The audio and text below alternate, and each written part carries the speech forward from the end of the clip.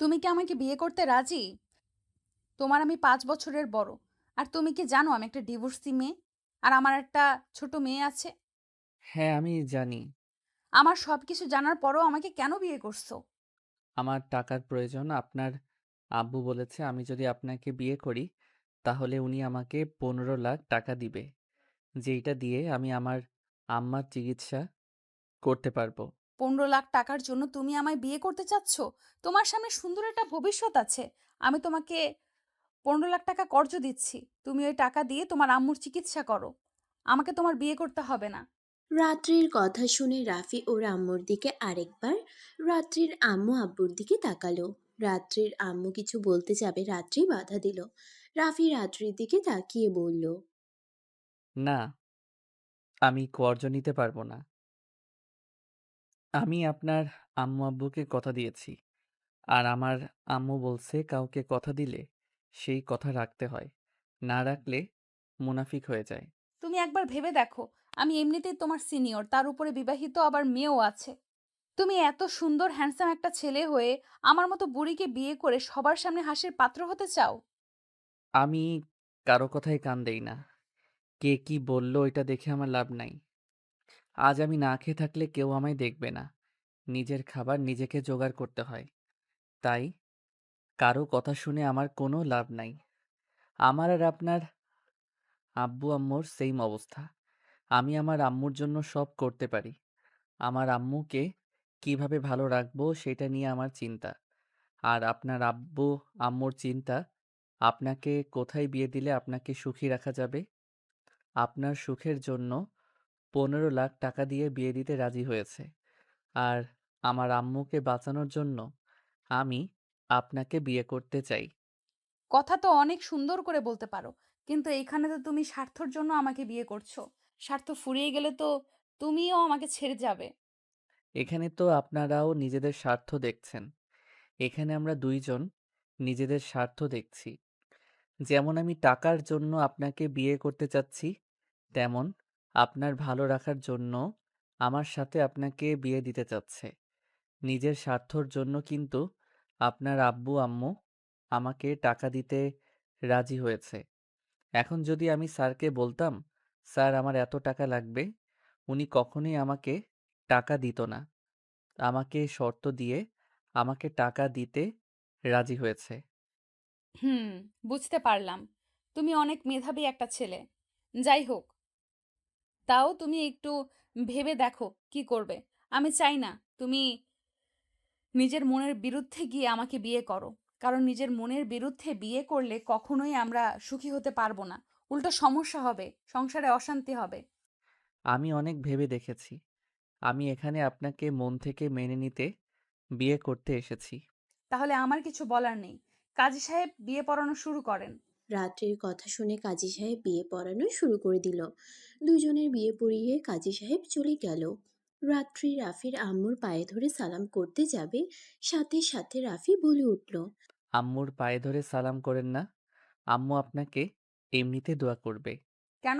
আমি পায়ে ধরে সালাম করতে হয় না, তাই করেন না। একমাত্র আল্লাহ তাআলার জন্য মাথা ঝুঁকাবেন, আর কারো কাছে না। ইসলামে পা ধরে বা অন্য কোনো উপায়ে সালাম দেওয়ার কোনো বিধান নেই। পা ধরে সালাম দেওয়া ইসলামী পদ্ধতি নয়। ইসলাম এই সালাম আমাদের শিক্ষা দেয়নি। এটা স্বামী, শ্বশুর, শাশুড়ি কিংবা বাবা-মা কারো জন্যই জায়েজ নেই। সবাইকে মুখেই সালাম দেওয়ার নিয়ম ইসলাম জায়েজ করেছে।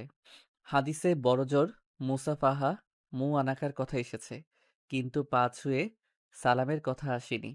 সুতরাং উম্মত হিসেবে আমাদের উচিত আসসালামু আলাইকুম বলে সালাম দেওয়া। হ্যাঁ মা, আমার পায়ে ধরে তোমার সালাম করতে হবে না। আমি তোমার মন থেকেই দোয়া করি তুমি আমার ছেলের সাথে সুখেই থাকো। আমি জানি না মা, আমি কতদিন বেঁচে থাকবো। এমন হতে পারে অপারেশনের পর আমি আর এই দুনিয়াতেই নাই, থাকতেও পারি। জানি না আল্লাহ কতদিন আমার হায়াত দিয়েছে। মা, আমার ছেলেটাকে তোমার হাতে তুলে দিলাম। আমার ছেলেটাকে দেখে রেখো। আমার ছেলে বলে বলছি না, আমার ছেলেটা হীরের টুকরো। ওর খুব চুপ ও খুব চুপচাপ প্রকৃতির। ওর কষ্ট পেলে কখনো কাউকে বলে না। নিজের কষ্ট সব সময় নিজের ভেতরেই রাখে। যেইটা নিয়েই বেশি ভয় আমার। তুমি কখনোই আমার ছেলের হাত ছেড়ে দিও না। রাফির আম্মুর কথা শুনে রাত্রি রাফির আম্মুর হাত ধরে বলল। আমি কথা দিলাম আমার ছেলের সুখ দুঃখে পাশে থাকবো। তোমার কথা শুনে কিছুটা হলেও নিশ্চিন্ত হতে পারলাম। রাফি রাত্রি ও আম্মুর সামনে গেলে রাত্রির আম্মু আব্বু দুজনকে জড়িয়ে ধরলো। রাফি রাত্রির মেয়ের দিকে তাকিয়ে রাত্রির ছোট বোনের কাছে গিয়ে রাত্রির মেয়েকে কোলে তুলে নিল। রাত্রির মেয়ের কপালে চুমু দিয়ে বলল। মাশাআল্লাহ। রাফি, তোমায় আমি কি বলে ডাকবো? আপনার যেইটা ভালো লাগে ওইটা বলেন। আচ্ছা, এই পিচ্চিটার নাম কি? ওর নাম তানিশা রহমান মিষ্টি। মাশাআল্লাহ, অনেক সুন্দর নাম। তুলি কিছুক্ষণ ভেবে বলল। নাম ধরে তো ডাকা যাবে না। দুলাভাই বলে ডাকবো নাকি ভাইয়া বলে? তুলির কথা শুনে সবাই হেসে দিল। রাফি তুলির দিকে তাকিয়ে বলল। এত চিন্তা করেন না, একটা কাজ করেন, আমাকে মিষ্টির আব্বু বলে ডাকেন। রাফির কথা শুনে রাত্রির মুখে হাসি ফুটে উঠল। সবাই অনেকটা খুশি হলো। তুলি বলল। ওকে, মিষ্টির আব্বু। না, এইটা ডাকা ঠিক হবে না। এটা আপুই ডাকবে। আমি তার থেকে রাফি ভাইয়া বলে ডাকবো। আচ্ছা। আচ্ছা, অনেক হয়েছে। এবার সবাই খাবার খেতে আসো। রাত্রির আম্মুর কথা শুনে সবাই খাবারের টেবিলের সামনে চলে গেল। রাত্রি রাফিকে একসাথে বসতে দিল। রাফির কোল থেকে কাজের মেয়েটা মিষ্টিকে নিল। মিষ্টি কান্না করতে লাগলো। রাফি কোলে নিলে সাথে সাথে মিষ্টির কান্না বন্ধ হয়ে যায়। এটা দেখে সবাই অবাক হয়ে যায়। তুলি রাফিকে বলে। বাবা, মিষ্টি দেখি নতুন আব্বুকে পেয়ে অনেক খুশি। তুলির কথা শুনে সবাই হেসে দিল। রাফি মিষ্টিকে নিয়ে খেতে লাগলো। রাত্রি বলে উঠল। রাফি ওকে রহিমা আফার কাছে দাও, এইভাবে ওকে নিয়ে খেতে তোমার সমস্যা হবে। রাফি রহিমার কাছে দিলে মিষ্টি কান্না করতে লাগলো। রাফি কোলে নিতে চাইলে রাত্রি বলে। সমস্যা নাই, ওই কান্না করতে করতে থেমে যাবে, তুমি খাবার খাও। কিন্তু পিচ্চি তো কান্না করছে। তুমি খাও, এত ভেবো না। রাফি খাবার তাড়াতাড়ি খেতে লাগলো। সবাই রাফির দিকে তাকিয়ে বলল। রাফি, আস্তে খাও, গলায় ঠেকে যাবে। ওকে বলে লাভ নেই, ছোট বাচ্চাদের কান্না ওর সহ্য হয় না। আর ও তাড়াতাড়ি করে খাওয়া দাওয়ার অভ্যাস আছে। রাত্রি রাফির দিকে যত দেখছে তত অবাক হয়ে যাচ্ছে। রাফি তাড়াতাড়ি খেয়ে হাত ধুয়ে পানি খেয়ে চেয়ার থেকে উঠে বলল। উনি মিষ্টিকে নিয়ে কোথায় গেল? আপুর রুমে। ওনার রুম কোন দিকে? তুলি রাফিকে রুম দেখিয়ে দিল। রাফি তুলির কথা শুনে সিঁড়ি ভেঙে উপরে উঠে বাম দিকে ঘুরে দৌড়ে যেতে লাগলো। মিষ্টির কান্নার শব্দ অনুসরণ করে রাত্রির রুমে চলে গেল। রাফি মিষ্টিকে কোলে তুলে নিল। মিষ্টিকে কোলে তুলে হাঁটাহাঁটি করতে লাগলো আর বলল।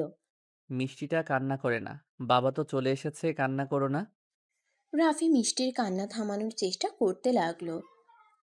রাত্রি এসে দেখে রাফি মিষ্টিকে কোলে নিয়ে হাঁটাহাঁটি করছে আর কান্না থামানোর চেষ্টা করছে। রাত্রি রুমে এসে দরজা লাগিয়ে দিল। পিছনে ঘুরে তাকিয়ে দেখে রাত্রি। রাফি রাত্রিকে বলল। দেখেন না, মিষ্টি তো কান্না থামাচ্ছে না। আমার কাছে দাও, ওর ক্ষুধা লাগছে, তাই কান্না করছে। রাত্রি রাফির হাত থেকে মিষ্টিকে নিল। রাত্রি মিষ্টিকে শুয়ে দিয়ে দুধ খাওয়াতে যাবে। রাফি লজ্জা পেয়ে সোফায় বসে থেকে নিচের দিকে তাকিয়ে থাকলো। রাত্রি আয়নার ভিতর দিয়ে রাফিকে দেখে ঠোঁটের কোণায় হাসি ফুটে উঠল। রাত্রি রাফিকে বলল। তুমি চাইলে পাশে শুয়ে থাকতে পারো, কতক্ষণ ওইখানে বসে থাকবে? না, সমস্যা নাই। আচ্ছা, আমি কি মিষ্টির সাথে খেলা করতে পারি? না মানে আমি অন্যদিকে তাকাবো। প্রমিস। আসলে আমার বাচ্চা পোলাপাইন অনেক পছন্দ, ওদের দেখলে আদর করতে ইচ্ছে করে। আর মিষ্টি মামুনিকে যে সুইট একটা বাচ্চা, সব সময় কোলে নিয়ে থাকতে ইচ্ছে করে। তাই আচ্ছা আসো। রাফি রাত্রির অনুমতি পেয়ে খুশি হয়ে মিষ্টির বাম পাশে বসে মিষ্টির পায়ে সুড়সুড়ি দিতে লাগলো। মিষ্টি দুধ খাওয়া বাদ দিয়ে রাফির দিকে তাকিয়ে খিলখিল করে হাসতে লাগলো। আবার দুধ খেতে লাগলো। রাফি আর মিষ্টির দুষ্টুমি দেখে রাত্রির খুশিতে চোখে পানি চলে আসলো। রাফির চোখ রাত্রির দিকে গেলে রাফি বলে উঠল। কি কি ব্যাপার, আপনি কান্না করছেন কেন? চোখে কিছু পড়ছে নাকি? ওয়েট, আমি দেখি। রাফি রাত্রির চোখ চেক করে বলল। কই, কিছু তো পেলাম না। চোখে কিছু যায় নাই জানো রাফি, আমি না একটা কথা ভাবছি। রাত্রির কথা শুনে রাফি ভ্রুকুচকে তাকিয়ে বলল। কি কথা? তুমিও মানুষ, সেও তো মানুষ ছিল। মিষ্টি তো তার নিজের রক্ত ছিল, তারপর কোনোদিন মিষ্টির দিকে ঘুরেও তাকায় নাই। মিষ্টির সাথে খেলা তো দূরের কথা, মিষ্টি যদি ওর পাশে শুয়ে কান্না করতো, তারপরও একবার তাকিয়েও দেখার সময় হতো না। অনবরত নিজের গার্লফ্রেন্ডের সাথে চ্যাট করতে ব্যস্ত থাকতো। আর তুমি মিষ্টির সৎ বাবা আজ ১ম দেখলে। তারপরেও তোমার চোখে ওর জন্য কত ভালোবাসা, কত মায়া, কত সুন্দর করে ওর সাথে খেলা করছো, দুষ্টুমি করছো। মিষ্টি কান্না করছে দেখে তুমি অল্প খাবার খেয়ে দৌড়ে ছুটে আসলে। অথচ তার নিজের বাবা দেখেও না দেখার ভান করত।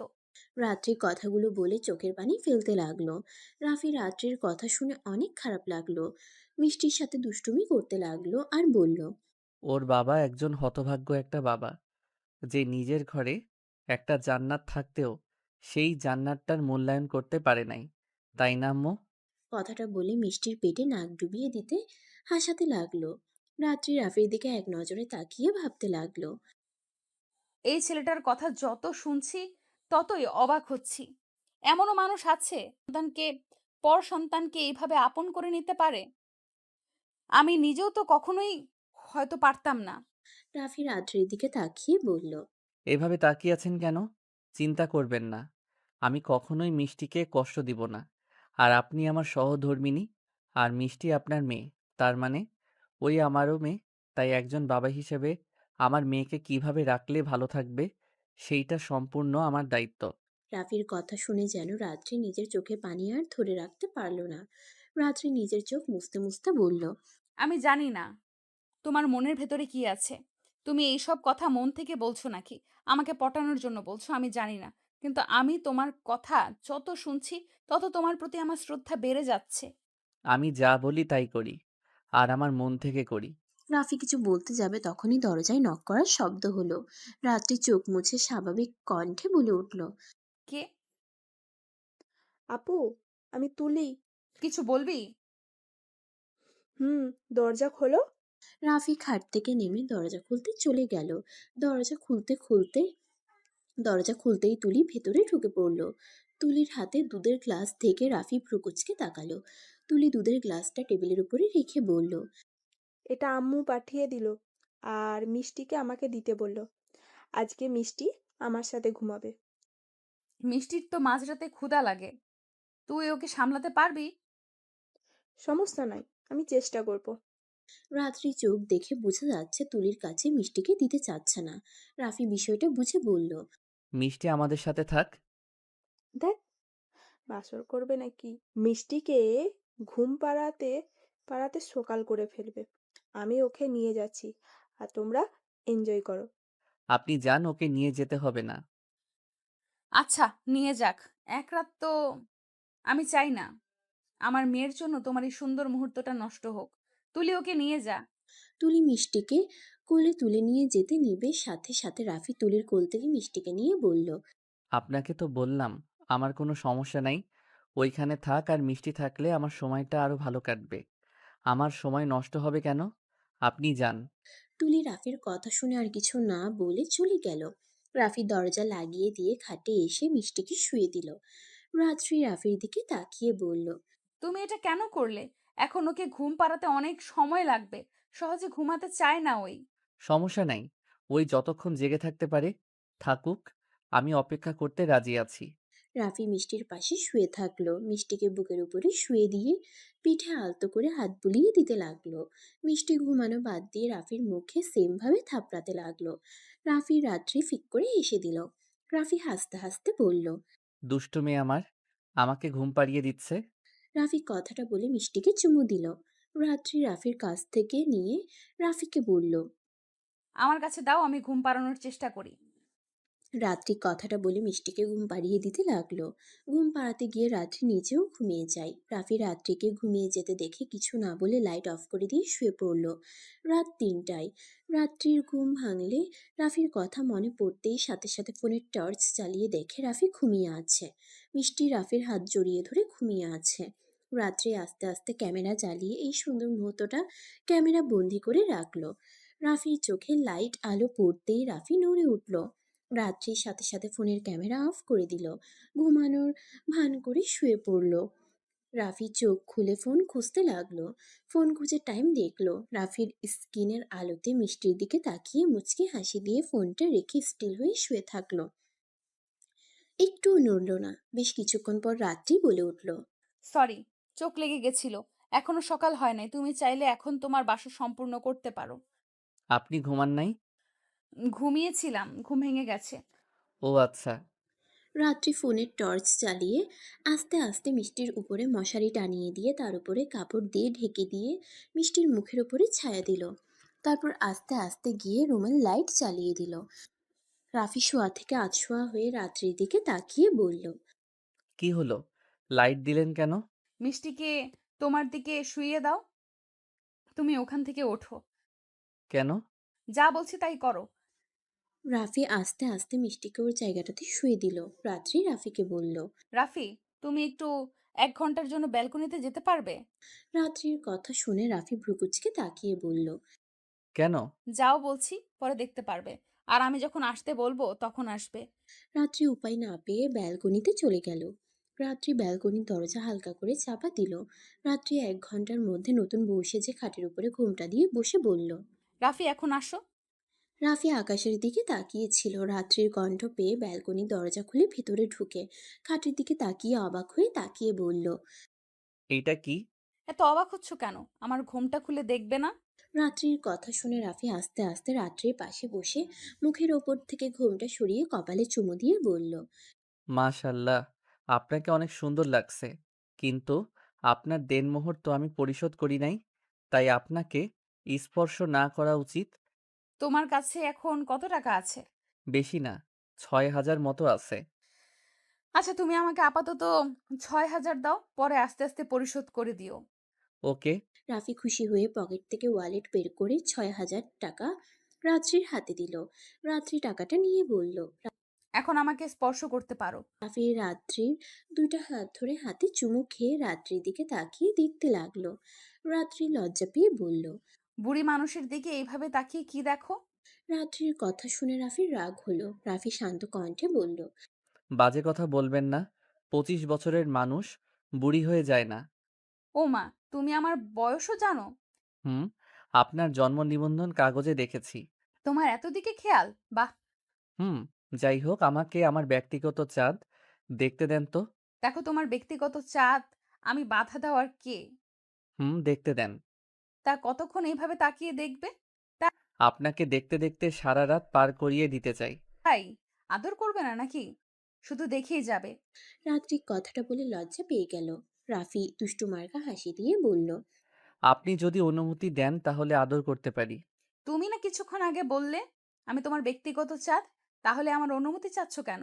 কথাটা বলেই লজ্জায় লাল হয়ে যেতে লাগলো। রাফি রাত্রির লজ্জা মাখা মুখ দেখে উত্তেজিত হয়ে গেল। আস্তে আস্তে রাত্রিকে শুয়ে দিয়ে গলায় কিস করতে লাগলো। কিস করতে করতে নিচের দিকে নামতে লাগলো।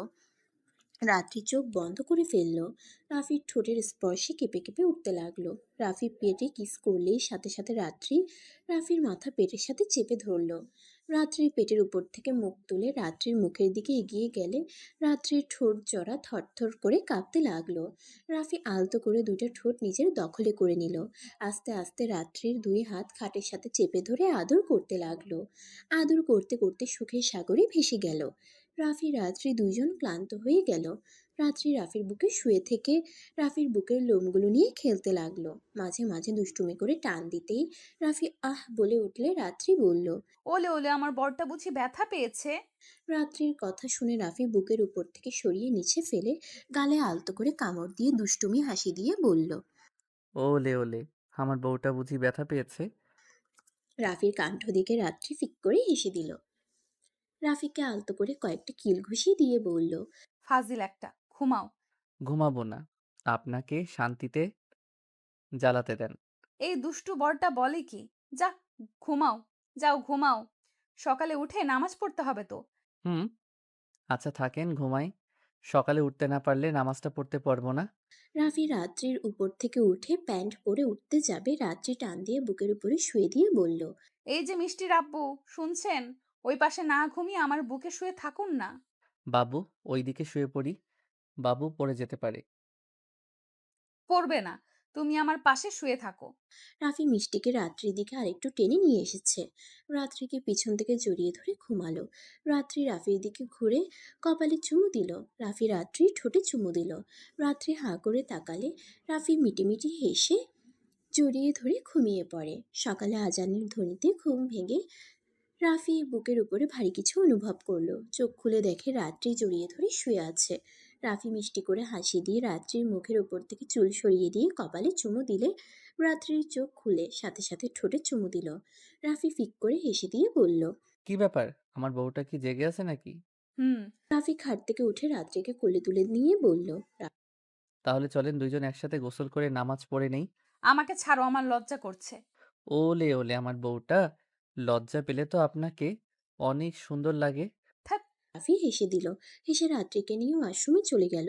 দুজন গোসল করতে লাগলো। রাফি রাত্রির সাথে দুষ্টুমি করলে রাত্রি দৌড়ে তোয়ালা নিয়ে রুমে চলে আসে। রাফি ধরতে বের হবে তার আগে রাত্রি দরজা লাগিয়ে দিয়ে হাসতে হাসতে বলল। দুষ্টু ছেলে। আমি আগে পোশাক পরিবর্তন করব, তারপর দরজা খুলবো। বউ, ও বউ, দরজা খুলেন না। আর দুষ্টুমি করব না। সত্যি করবে না তো? না, করব না। শুধু আদর করব। রাত্রি রাফির কথা শুনে ফিক করে হেসে দিয়ে বলল। ফাজিল একটা। যাও, দরজা খুলবো না। কথাটা বলে রাত্রি শরীর মুছে আলমারি থেকে শাড়ি বের করে পরতে লাগলো। রাফি দরজার কাছ থেকে সরে গিয়ে গোসল করে নিল। রাত্রি শাড়ি পরে আস্তে আস্তে ওয়াশরুমের দরজাটা খুলে দিয়ে ড্রেসিং টেবিলের সামনে গিয়ে হেয়ার ড্রায়ার দিয়ে চুল শুকাতে লাগলো। রাফি গোসল করে তোয়ালা পরে দরজা ধাক্কা দিতেই দরজা খুলে গেল। রাফি দরজা খুলে বের হয়ে দেখে রাত্রি চুল শুকাচ্ছে। রাফি আস্তে আস্তে গিয়ে রাত্রিকে পিছন থেকে পেটে হাত দিতেই রাত্রি কেঁপে উঠল। রাফি আস্তে করে টান দিয়ে নিজের সামনে নিয়ে এসেছে। গলায় চুমু দিলে রাত্রি কেঁপে উঠতে লাগলো। আস্তে আস্তে ঠোঁটের দিকে যাবে তখনই রাত্রি ধাক্কা দিয়ে সরিয়ে দিয়ে বলল। এই দুষ্টু, কেবল গোসল করছি। নামাজ পড়তে হবে। এখন এইসব না। ওকে, কিন্তু নামাজের পরে কিন্তু। ওকে, ওকে। রাত্রি কথাটা বলে ওয়াশরুমে গিয়ে উজু করতে চলে গেল। রাফি শার্ট প্যান্ট পরে ওয়াশরুমে ঢুকলে রাত্রি ওয়াশরুম থেকে বের হয়ে গেল। রাফি উজু করে বের হয়ে দেখে রাত্রি জায়নামাজ বিছিয়ে রেখেছে। রাফি রাত্রির সামনের জায়নামাজে গিয়ে দাঁড়ালো আর রাত্রি পিছনে দাঁড়িয়ে। দুজন নামাজ পড়তে লাগলো। নামাজ পড়া শেষ করে রাত্রির কোলে মাথা দিতে যাবে তখনই খেয়াল করে মিষ্টি হাত পা ছুঁড়ে। রাফি উঠতে যাবে তখনই রাত্রি বলল। কি হলো, শুয়ে যাচ্ছ কেন? আমাদের রাজকুমারী জেগে গেছে। একাই খেলা করা শুরু করছে। রাত্রি পিছনে ঘুরে দেখে সত্যিই মিষ্টি জেগে গেছে। দুজন উঠে মিষ্টির কাছে গেল। রাফি মিষ্টির সাথে খেলতে লাগলো। রাত্রি বলল। আজকে অবাক করা বিষয়, তুমি আসাতে মিষ্টির অনেক পরিবর্তন দেখছি। গতকাল রাতে একটুও জ্বালাতন করলো না, আবার নামাজ পড়ছি, একাই খেলছে, একটুও কান্না করলো না। মিষ্টি বুঝে গেছে ওর আব্বু ওর কাছে সব সময় থাকবে। তাই কান্না করার কোনো দরকার নাই। তাই না মিষ্টি মামুনি? কথাটা বলে রাফি মিষ্টিকে কোলে তুলে নিল। মিষ্টি রাফির কথার সাথে সাথে কথা বলার চেষ্টা করতে লাগলো। রাত্রি এটা দেখে বলল। বাবা, তোমার মেয়ে তোমার সাথে কথা বলার চেষ্টা করছে? হি হি হি। মেয়ে আমার বড় হয়ে যাচ্ছে। আর মেয়ে আমাকে আব্বুর হিসাবে মেনে নিয়েছে। তাই না মিষ্টি? তুমি আমাকে আব্বু হিসেবে মেনে নিয়েছো তো, তাই না? রাফির কথা অনুযায়ী মিষ্টি হাসতে লাগলো। রাত্রি রাফি আর মিষ্টি দুষ্টুমিগুলো দেখতে লাগলো। রাত্রি রাফিকে পিছন থেকে শক্ত করে জড়িয়ে ধরলো, চোখের পানি ছেড়ে দিল। রাফি বলল। কি হয়েছে, কান্না করছেন কেন? আমি কখনো ভাবতেও পারি নাই আমি তোমার মতো কাউকে আমার জীবনসঙ্গী হিসেবে পাবো। আমি সত্যিই নিজেকে ভাগ্যবতী মনে করি একটা আমি সত্যিই নিজেকে ভাগ্যবতী মনে করি একটা নারী, যে প্রথম স্বামীর ভালোবাসা না পেলে কি হবে, দ্বিতীয় স্বামীর ভালোবাসা এত পাচ্ছি, আমার সকল কষ্ট যেন দূর হয়ে যাচ্ছে। আচ্ছা রাফি, তুমি সারা জীবন এমন থাকবে তো? ভবিষ্যৎ পাল্টে যাবে না তো? রাফি পিছনে ঘুরে রাত্রির চোখে পানিগুলো এক হাত দিয়ে মুছে দিতে দিতে বলল। আমি আপনাকে কথা দিতে পারবো না।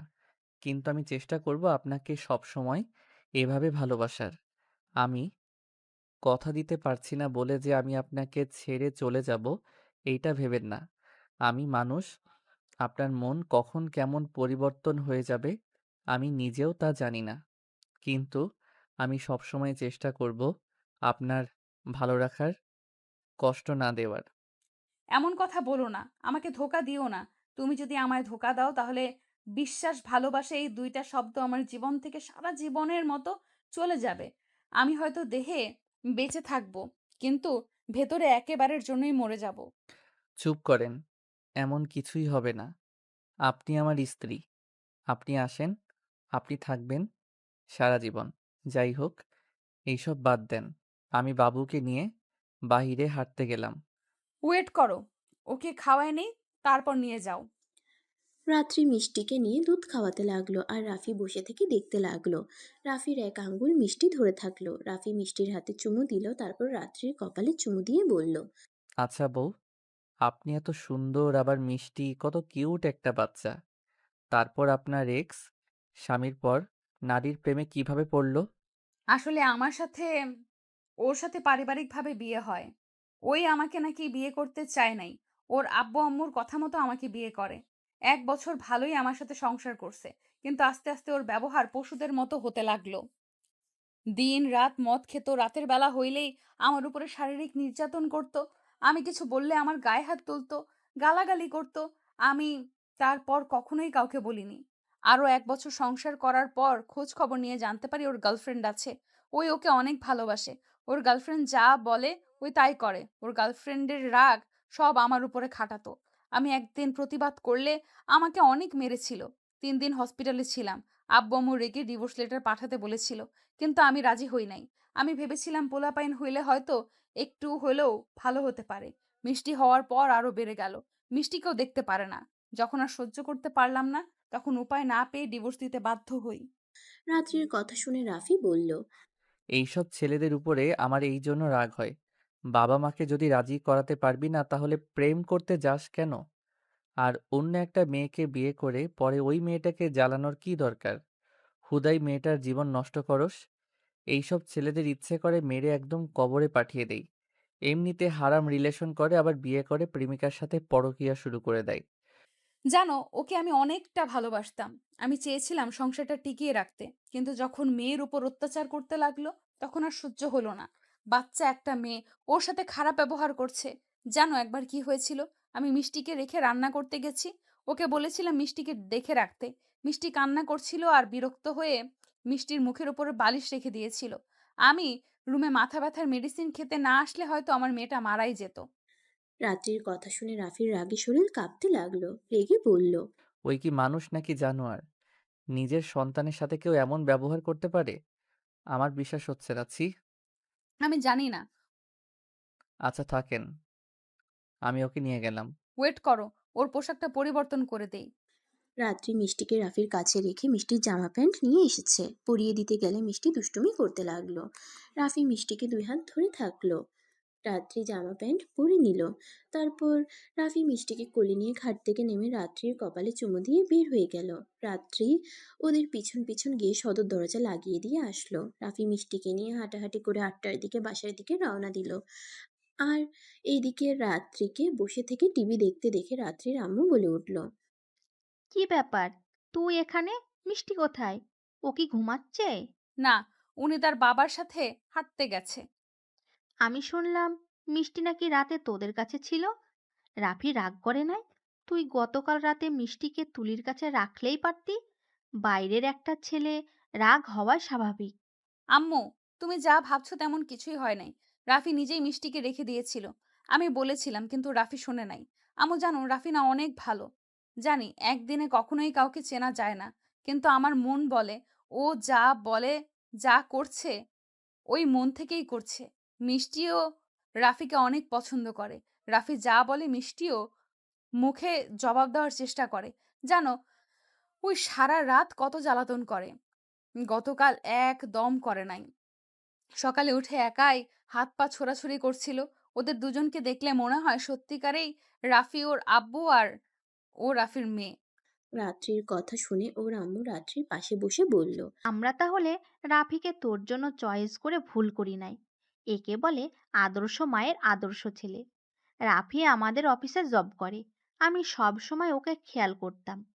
ও অফিসের সবার আগে আসবে, সব কাজ নিজের মনে করে কাজ করে। এখন পর্যন্ত ওর কোনো রিপোর্ট আমার কাছে নাই। তোর আব্বু অনেক পছন্দ ছিল, কখনো বলে নাই। রাফির সম্পর্কে খোঁজ খবর নিয়ে জানতে পারে রাফির এই দুনিয়াতে ওর আম্মু ছাড়া কেউ নাই। বস্তির সবাই ওদের অনেক প্রশংসা করেছে। রাত্রির আম্মু আর কিছু বলতে যাবে তখনই রাফির আম্মু এসে হাজির হলে রাত্রি উঠে রাফির আম্মুকে সালাম দিল। আসসালামু আলাইকুম আন্টি। আপনার শরীর এখন কেমন? রাতে ভালো ঘুম হয়েছে কি? কোনো অসুবিধা হয় নাই তো? রাত্রির দিকে মিষ্টি করে হাসি দিয়ে বলল, ওয়ালাইকুম আসসালাম। আলহামদুলিল্লাহ, অনেক ভালো ঘুম হয়েছে।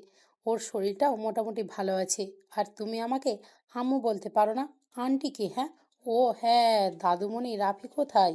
ওরা বাইরে হাঁটাহাঁটি করতে গেছে। আর সরি আম্মু। আচ্ছা, আপনি বসেন, আমি চা নিয়ে আসছি। আম্মু, তুমিও কি খাবে? তাহলে তোমার জন্য নিয়ে আসবো। আচ্ছা, নিয়ে আয়। রাফির আম্মুকে বসিয়ে দিয়ে রাত্রি চা বানাতে চলে গেল। রাফির আম্মু আর রাত্রির আম্মু দুজনে বসে গল্প করতে লাগলো। রাফির সদর দরজায় নক করতেই রাত্রি রাত্রি দুজনকে চা দিয়ে দরজা খুলতে চলে যায়। দরজা খুলে রাফি আর মিষ্টি দাঁড়িয়ে আছে। রাফি একদম ঘেমে গেছে। রাত্রিকে দেখে মিষ্টি কোলে উঠল। রাত্রি শাড়ির আঁচল দিয়ে রাফির মুখের বুকের ঘাম মুছে দিতে দিতে বলল, বাপ বেটির হাঁটাহাঁটি হয়ে গেছে? হয়ে গেছে। আম্মু কি উঠেছে? হুম, সবাই উঠে গেছে। তুমি বসো, আমি চা বানিয়ে দেই। কথাটা বলে তিনজন বসার ঘরে চলে গেল। গিয়ে দেখে তুলি রাত্রি চা নিয়ে খাচ্ছে। রাত্রিকে দেখে মিঠে মিঠে হাসতে লাগলো। রাত্রির রাগের লোক নিয়ে তাকালো, পরে আবার হেসে দিল। রাফি সবার সামনে গিয়ে সালাম দিল। সালামের উত্তর দিয়ে রাফি ওর আম্মুর কাছে বসে বলল, আম্মু, আপনাকে নিয়ে হসপিটালে যাব। আপনি কষ্ট করে একটু রেডি হয়ে নিয়েন।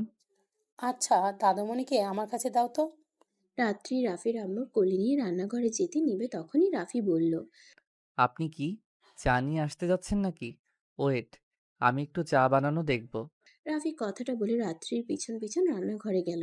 রাত্রি রাফিকে চা বানাতে দেখাতে যাবে তখনই রাফি পিছন থেকে জড়িয়ে ধরে বলল, চা বানাতে হবে না, 1 কাপ হইলে দুইজন একসাথে খাবো। এই ফাজিল ছাড়ো, কেউ এসে যাবে কিন্তু। কেউ আসবে না। রাফি রাত্রিকে নিজের দিকে ঘুরিয়ে চা কাপে ঢেলে রাত্রিকে খেতে দিল। রাত্রি চুমুক দিতেই ঠিক সেই জায়গায় ঠোঁট লাগিয়ে চুমু দিয়ে বলল। আহ, কি মজা। রাফির কথা শুনে রাত্রি ফিক করে হেসে দিয়ে বলল। সরো ফাজিল, চিনি ছাড়া চা মজা হয় কিভাবে? রাফি রাত্রির ঠোঁটে চুমু দিয়ে বলল। এই তো, চিনি নিয়ে নিলাম। রাত্রি রাফির পাগলামি দেখে হাসতে লাগলো। রাফি মুগ্ধ নয়নে তাকিয়ে দেখতে লাগলো। রাস- রাত্রি হাসতে হাসতে সামনের দিকে ঘুরে চায়ের কাপে চিনি দিয়ে গুলাতে লাগলো। তুলি চায়ের কাপ রাখতে এসে ওদের এসব দেখে জোরে হেসে উঠলে সাথে সাথে রাত্রি রাফি হাসির শব্দ শুনে পিছনে ঘুরে তুলিকে দেখে বলল। বাহ, কি রোমান্টিক দুলাভাই আমার। শুনো, রোমান্স রুমে গিয়ে করো, রান্নাঘরটা ছেড়ে দাও। রাত্রি তুলির কথা শুনে রাগের লোক নিয়ে রাফির দিকে তাকালে। রাফি মাথার পিছনে হাত দিয়ে বলল। আপনি এখানে কি করছেন? আমি তো চায়ের কাপগুলো রাখতে এসেছি। আমি সত্যি ভাবতে পারি নাই এমন দৃশ্য দেখব। আগে জানলে আসতাম না। কথাটা বলে হাসতে হাসতে বের হয়ে গেল। রাফি রাত্রিকে আবার ধরতে যাবে। রাত্রি হালকা করে ধাক্কা দিয়ে বলল। যাও তো রুমে। তুলি না হয়ে যদি আম্মু আসতো তাহলে কি হতো? যাও এখান থেকে। আরে বাবা, এভাবে তাড়িয়ে দিচ্ছেন কেন? চাটা তো খেতে দেন। রাত্রি রাফির হাতে চাটা দিয়ে চলে গেল মিটিমিটি হেসে। রাফি অসহায়ের মতো রাত্রি চলে যাওয়ার দিকে তাকিয়ে চা খেতে লাগলো। চা খেয়ে কাপ ধুয়ে রান্নাঘর থেকে বের হলো। তুলি রাফিকে দেখে হাসা শুরু করলো। রাফি লজ্জা পেয়ে গেল। রাফির আম্মু জিজ্ঞেস করলো। কি হয়েছে তুলি? তুমি দেখছি অনেকক্ষণ ধরে হাসছো। আমাদের বলো, আমরাও একটু হাসি। রাফির আম্মুর কথা শুনে রাফি লজ্জা পেয়ে গেল। তুলির দিকে রাগের লুক নিয়ে তাকাতেই তুলি হাসতে হাসতে বলল। আন্টি, ওইটা আপনাদের শোনানো যাবে না। তুলি, তোর ভার্সিটিতে ক্লাস আছে, রেডি হওয়া বাদ দিয়ে এইখানে বসে থেকে হিহি করে হাসছিস কেন? আপু, আজকে শুক্রবার, ও যা পড়তে বসে গা আমাকে যেতে হবে না। তুমি আর ভাইয়া রুমে যাও, তোমাদের রুমে যাওয়া দরকার। কথাটা বলে তুলি হাসতে লাগলো।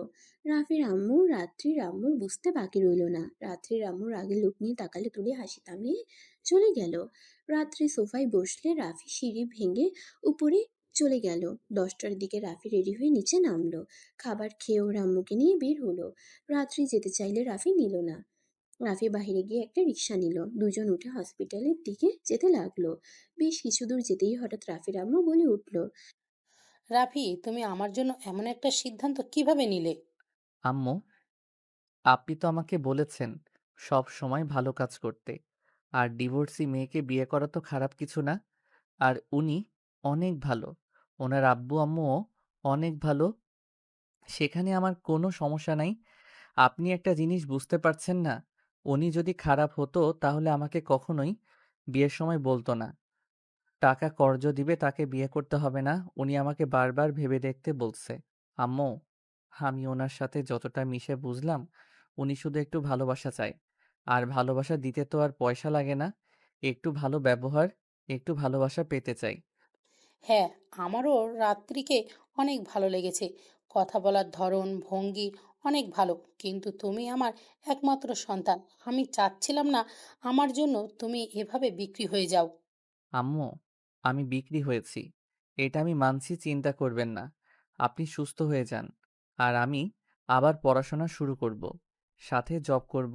ইনশাল্লাহ একদিন আমি ঠিক ওনার 15 লাখ টাকা ফিরিয়ে দিব। ফিয়া আমার নীলহা। রাফি আর রাফির আম্মু দুজন গল্প করতে করতে হসপিটালে চলে গেল। হসপিটালে গিয়ে চেক আপ করে ডাক্তারের সাথে কথা বলে হসপিটাল থেকে বের হলো। রাত্রে অনেকবার কল দেওয়াতে রাফি কল ব্যাক করলো। কল রিসিভ করতেই রাফি বলল, আসসালামু আলাইকুম। আপনি কল দিয়েছিলেন। দুঃখিত, খেয়াল করি নাই।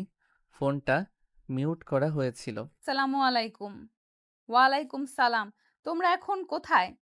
আমরা কেবল হসপিটাল থেকে বের হইলাম। মিষ্টি আম্মু কি করে? দুধ খাচ্ছে। ও আচ্ছা, থাকেন। বাসায় গিয়ে কথা হবে। রাফি কথাটা বলে যে ফোনটাকে রাখতে যাবে সাথে সাথে রাফির আম্মু রাফিকে ধাক্কা মেরে ফেলে দিল। রাফি সোজা ল্যাম্পপোস্টের সাথে ধাক্কা খেয়ে হাতে ব্যথা পেয়ে পড়ে গেল। রাফি একটা শব্দ শুনে সামনের দিকে তাকাতেই দেখে একটা ট্রাক রিক্সাটা ভেঙে গুঁড়া করে ফেলছে। রাফির আম্মু রিক্সার সাথে ঝুলে পড়ে আছে, রিক্সাওয়ালার সামনে চাকার নিচে পড়ে আছে। রাফি চিৎকার দিয়ে উঠল। আম্মু, কথাটা বলে রাফি উঠে দৌড়ে গিয়ে ওর আম্মুর কাছে চলে গেল। সবাই রাফিদের ঘিরে ধরলো। রাফি ওর রিক্সা সরিয়ে দিয়ে ওর আম্মুকে ধরে কোলে শুয়ে দিয়ে ডাকতে লাগলো। আম্মু, এই আম্মু, চোখ খুলেন। আম্মু, এই আম্মু, আমার অনেক ভয় করছে। আম্মু, চোখ খুলেন না। রাফির ডাকাডাকিতে রাফির আম্মু জোরে একটা নিঃশ্বাস নিয়ে চোখ খুলে রাফির গালে হাত দিতে বলল। আপু, তুমি ঠিক আছো? রাফির আম্মু কথাটা বলে রাফির কোল থেকে ঢলে পড়লো। মুখের কাছ থেকে হাত পড়ে গেল। রাফি চিৎকার করে উঠল। একজন চেক করে বলল রাফির আম্মু আর বেঁচে নেই। রাফি যেন পাগলের মতো করতে লাগলো। আম্মু গো, ও আম্মু, আমাকে ছেড়ে চলে যেতে পারেন না। আম্মু গো, ও আম্মু, আমি আপনাকে ছাড়া কিভাবে থাকবো? আপনি যে আমার শেষ ভরসা ছিলেন, সেই আপনি আমাকে একা করে চলে গেলেন। আম্মু গো, ও আম্মু, এভাবে চলে যাইয়েন না। রাফির কান্না শুনে সবার চোখে পানি আর ধরে রাখতে পারলো না। আর এদিকে রাত্রির ফেসবুকিং করছিল। হঠাৎ একটা লাইভ দেখে চোখ থমকে গেল। রাত্রির হাত থেকে ফোন পড়ে গেল। রাত্রি এক মুহূর্ত অপেক্ষা না করে মিষ্টিকে রেখে দৌড়ে নিচে নেমে গেল। সবাই অবাক হয়ে জিজ্ঞেস করলো, রাত্রি কোথায় যাচ্ছিস? এভাবে দৌড়াচ্ছিস কেন? আম্মু, রাত্রিকে দেখো। আম্মু, রাফি। রাত্রি এইটুকু কথা বলে দৌড়ে বের হয়ে গেল। রাত্রি ওর গাড়ির চাবির জন্য আবার দৌড়ে ভিতরে এসেছে। ওর আম্মুর রুম থেকে গাড়ির চাবি নিয়ে দৌড়ে চলে গেল। গাড়ি নিয়ে সোজা অ্যাক্সিডেন্টের জায়গাতে পৌঁছে দেখে কেউ নাই, কিছু মানুষ শুধু আফসোস করছে। রাত্রি নেমে ওনাদের জিজ্ঞেস করলো। ভাই, এখানে যে একটা অ্যাক্সিডেন্ট হয়েছে, ওই মানুষগুলো কোথায় গেছে? লোকটা বলে দিল পুলিশ এসে নিয়ে গেছে। রাত্রির আর রাত্রি আর দেরি না করে থানার উদ্দেশ্যে বের হলো। থানায় গিয়ে দেখে রাফি ওর আম্মুর পাশে বসে পাগলের মতো কান্না করছে। রাত্রি গেলে রাফি রাত্রিকে জড়িয়ে ধরে বলল, আপনি এসেছেন, আম্মুকে বলেন না চোখ খুলতে। আম্মু কেন চোখ খুলছে না? আম্মু কি বুঝতে পারছে না? আমি তাকে এই অবস্থায় দেখতে পারছি না। আম্মুকে বলেন না আমার সাথে কথা বলতে। আমার যে বড্ড কষ্ট হচ্ছে। রাফির কান্না শুনে রাফির পাগলামি দেখে ওইখানে থাকা পুলিশদের চোখে পানি চলে এসেছে। রাত্রি নিজেকে ধরে রাখতে পারল না, রাফিকে বুকে জড়িয়ে বলল, রাফি, শান্ত হও। আন্টি আর কোনোদিন তোমার সাথে কথা বলবে না। আন্টি যে আর বেঁচে নেই। রাফি, এভাবে ভেঙে পড়ো না। না, আপনি মিথ্যা বলছেন। আমার আম্মু বেঁচে আছেন। এই আম্মু, ওঠেন না। সবাইকে প্রমাণ করে দেন আপনি বেঁচে আছেন। রাফি পাগলামি করতে করতে জ্ঞান হারিয়ে ফেলল। রাত্রির আম্মু আব্বুকে কল দিলে থানায় আসতে বলল।